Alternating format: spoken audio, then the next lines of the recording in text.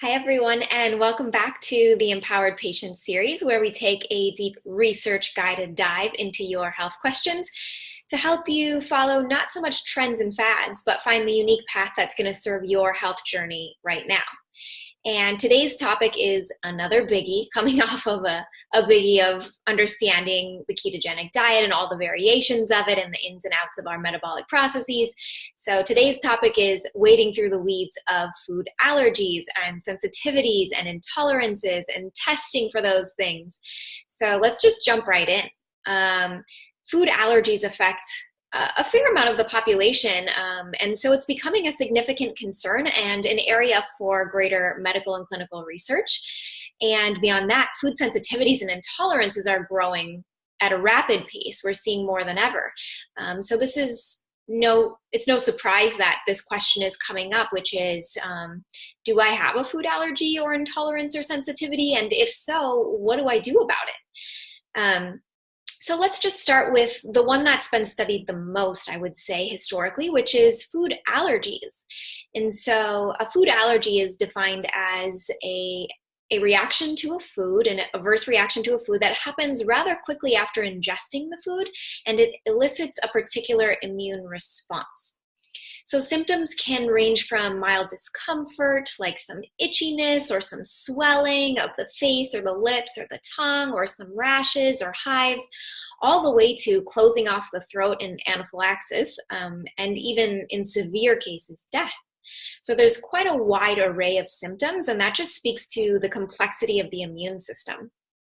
When we're testing for food allergies, often when a patient will go see an allergist, they'll take a very extensive clinical history of the patient just to get very clear to see if there are repeating patterns or themes, if certain symptoms continue to show up at certain times. And this is a really important aspect of getting clear on an allergy. They may ask about certain foods because there are some allergies that are more universally known, like wheat and dairy and nuts and peanuts and fish and shellfish and corn, for example. They take up a bulk of common allergies. So they might ask about how often you're ingesting these sorts of foods. Beyond that, some tests might be incorporated.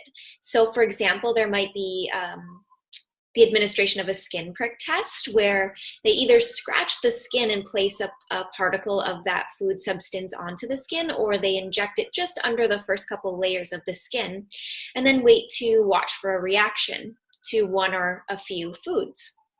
So this is a pretty common test. The issue here, and we have to get into a bit of understanding our immune system, is that the skin contains one specific immune antibody, that is IgE. And we have a few of them: IgE, IgA, IgG, IgM, and IgD. The skin has IgE, but none of the others. So if we do a skin prick test and our skin does swell up or rash or show hives or redness or swelling, there is likely a reaction to something in that substance. We can get into the nitty-gritty, which we'll talk about as we go on, of the purity of the food substance. Is it organic? Has it been sprayed with pesticides or preserved with chemicals? Is the body reacting to that or the food? Is the food in its raw state or cooked state? And how would we normally ingest it? And do we react differently to those variations? So there's a lot to be considered. Additionally, this just skin prick test for sensitivity. So maybe the amount that we injected elicited no response, but if we injected a bit more, it would elicit a large response in the body.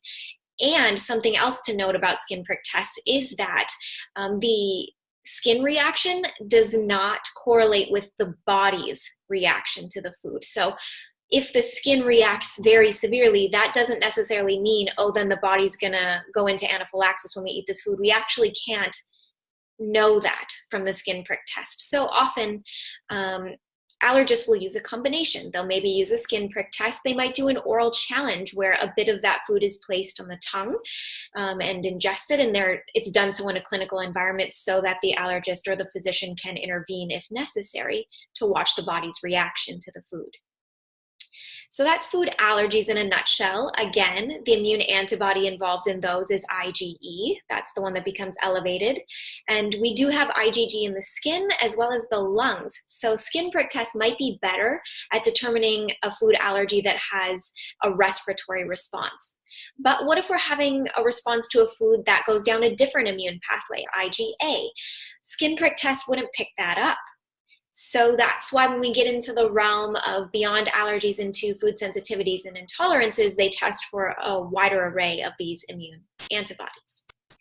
So let's talk about those. A food intolerance is usually defined more as difficulty digesting a specific food substance.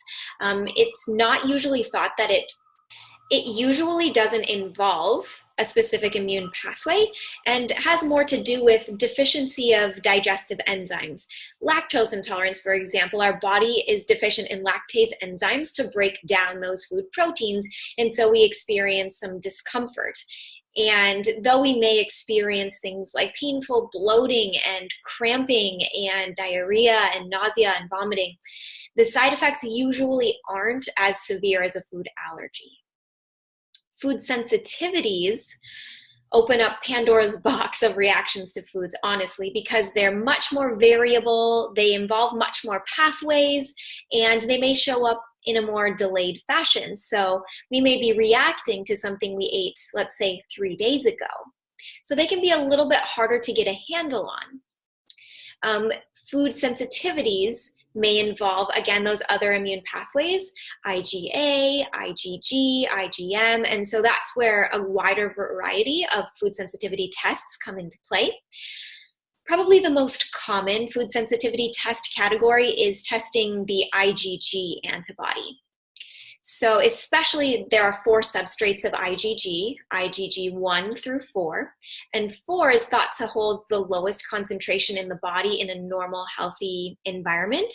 However, it rises greatly when there's inflammation. So often they may test for IgG4 antibodies to see if there's an inflammatory response to a specific food.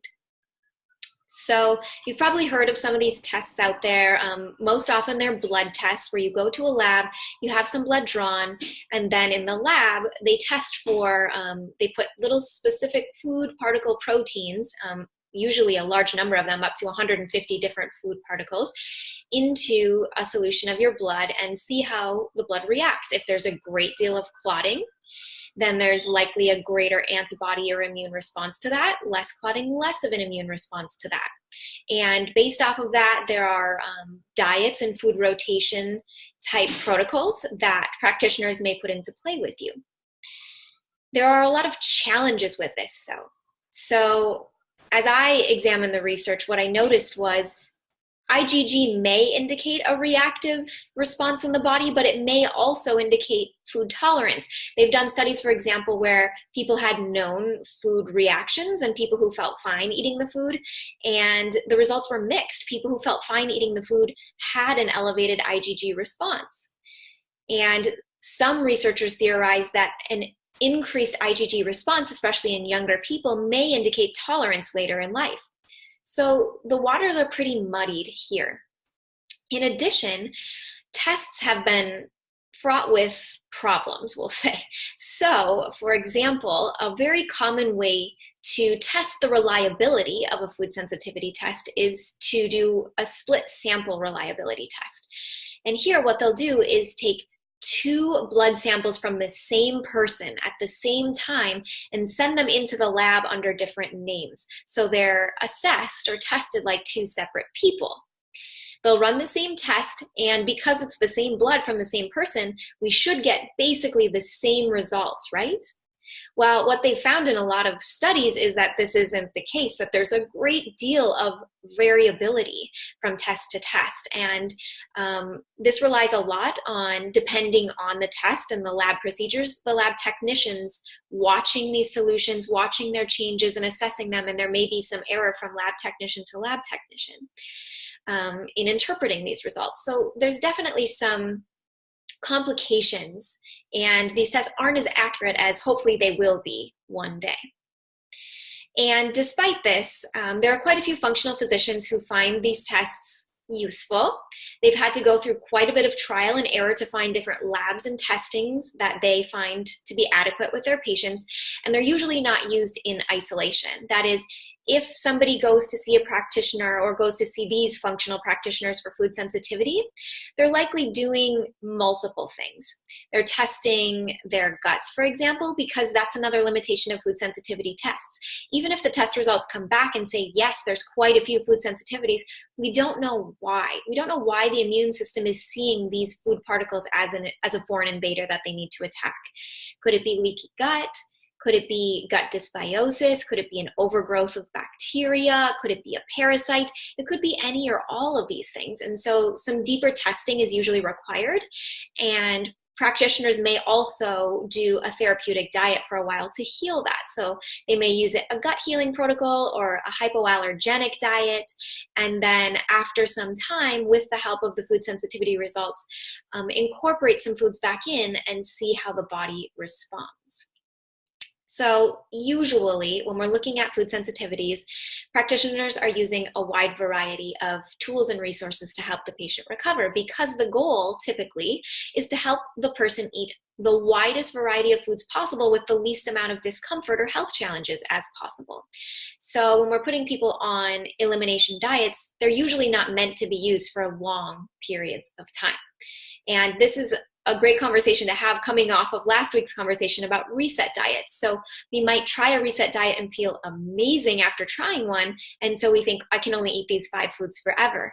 And actually that can do a disservice to not only the diversity of our gut microbiota and helping us stay healthy in that way. 80% of our immune system lives in our gut, so that diversity is really important, but also getting a wide, vast array of nutrients and keeping the body able to digest and process all these different foods. So we don't want to stay too restrictive for too long in most cases. So that's a little bit about food allergies and how they're tested.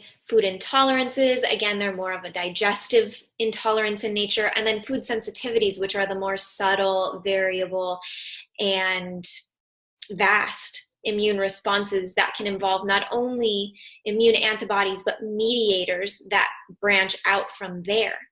And so I shared a little bit about my personal journey, but I'll share a little bit more now. And that is that earlier in the summer, I experienced a very severe GI episode. And I had already been doing quite a bit of gut healing up until that point. And so I just wanted to be very clear on what was causing that, or at least get clearer on what might be causing that. And so I worked with a practitioner who specializes in one specific food sensitivity test. It's called the mediator release test, or the MRT test. And the immunological theory behind this is that food sensitivities are much more complex than food allergies. They don't just involve one pathway, they involve many pathways in the body. And so the immunologist that created this test works to look for all of the changes in all of these cells, not just a specific pathway, but looking for changes all the way down the chain to measure for and test for the severity of the response. So this is very similar to the other food sensitivity tests I referenced, where you go into a lab, you have your blood drawn, that gets shipped to the lab, and they test for over 140 different food and chemical particles. So they're testing for things like dyes and salicylic acid, other things, other chemicals that might be in our products that we're reacting to beyond just the food. And they measure it on a certain threshold of response. So if there's just a small response, because our body is going to respond to anything we put in the system, our immune response will be activated just a little bit, most likely. But those things that respond just a little bit are in the green, or low reactive foods and chemicals. And usually the body can have them on a regular basis and feel great. Then there's the yellow category, which is a moderate response. And these are foods that, for the duration of a specific amount of time, depending on the patient and working with a specific practitioner, you may eliminate for a while. And then there are the large responses. They're usually in the red, severely reactive in the body. And these we may avoid for a bit longer amount of time, and may avoid them as much as possible indefinitely, depending again on the patient and what's going on there. So I had this test done, I got the results back, and I was actually pretty shocked. What showed up for me was that my body was moderately reactive to many, many, many proteins, animal proteins specifically, and most seafood. there were some things that were like, aha, yes, I knew that, like green peppers, bananas, and coffee, for example. Before going in, I knew that my body had an adverse reaction to these foods, and they showed up as yellow on my test. I also have learned from history of testing things in my body that I don't tolerate soy very well, and these products showed up as red on my results. But I was pretty surprised that things like eggs and beef and turkey were showing up as yellow, as moderately reactive. And so this is where it becomes very important to work with a practitioner and look at overall patterns of the tests. So let me talk about this first, and then I'll go a little deeper. So what we noticed, and what I noticed, and based on my GI response, was that something I had been working on with my protocol for adrenal fatigue and recovering from a history of under-eating, of chronically over-exercising, of my system being in a chronically stressed state. One of the responses or reactions in the body is that stomach acid is lowered often in these cases. And so what made the most sense to me and my practitioner is that my body was reacting to these foods because I didn't have enough stomach acid to digest them. So we began to work on a gut healing, and I'm still undergoing a gut healing protocol that helps my body naturally increase its stomach acid so that I can better digest these proteins. Now let me talk about some of the foods that showed up as low reactive. There were quite a few dairy products, things like yogurt and different cheeses that showed up as green. There were some grains like wheat that showed up as green. And before this point, I should mention that for the last few years, I've been on this gut healing and really health awareness journey, and I've done quite a few elimination and reintroduction diets. And what I found for my own body, at least at this time, is that certain foods just don't feel good most of the time. And a couple of those food categories include dairy. I can tolerate butter quite well. I tolerate ghee fine, but when it comes to cheeses and yogurts, milks, I don't tend to tolerate them well. I notice that after about a day or two of ingesting them, I get an earache, my sinuses are plugged, my throat hurts, and my chest feels really heavy.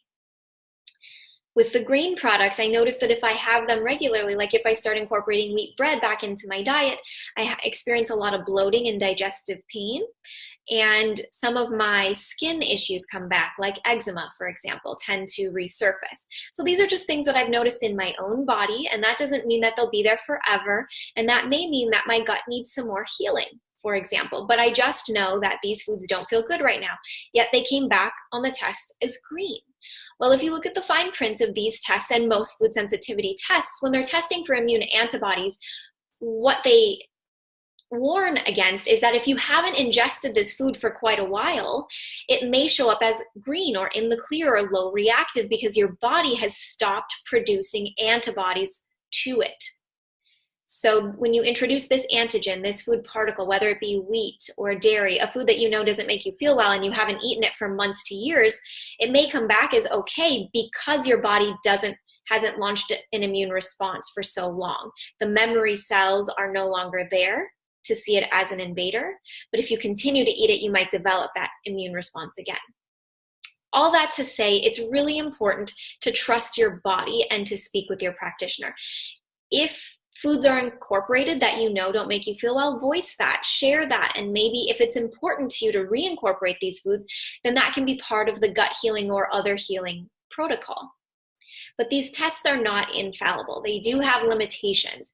So I would just encourage you, again, to look at all of these and to find a practitioner who will work through them with you and help you find the variety of resources that are going to best support you on your healing journey.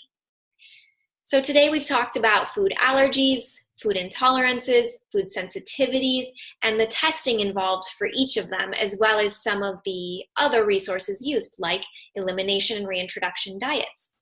I hope that this video has served you. I hope that you feel a little bit more informed and feel more empowered to talk about this at greater length with your health practitioners. And I'll see you next time. Bye for now.